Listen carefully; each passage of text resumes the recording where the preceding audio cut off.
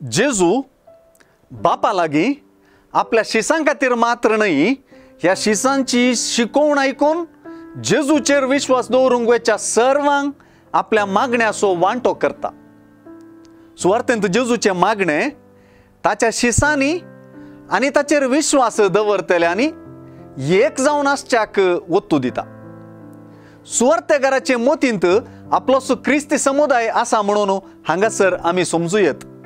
देखूनच सुवार्थेच्या उतरांनी एका समुदायान बापाक, जेजूक आनी शिसांक सांगाता एकवटावच्या बांदांत आसचें कितलें गरजेचें म्हणून सांगून दिता।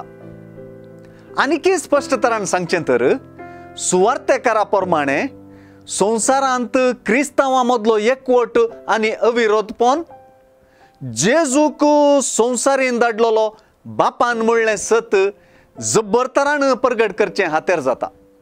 तेच परी बापा आनी पुतान एकवटीत आसचें बरी, तांचे संगी जेजूच्या पाटलाव्यांनी एकवटीत आसच्या मुखांत्र जेजूक बापान धाडलेलो म्हूण मात्र न्ही, बगार आपल्या पुताचो केल्ले परी बाप जेजूच्या पाटलाव्यांचोय मोग करता म्हूण दाखोवचें हातेर।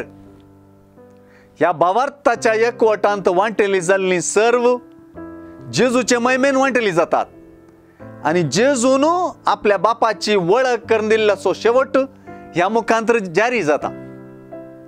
जेजूक बापान धाडलेलो म्हूण सतमानच्यांत बापा आनी पुता मदलो संबंध आनी बापा आनी पुता संगी आमचोय एकवटाचो संबंध उगडापो जाता।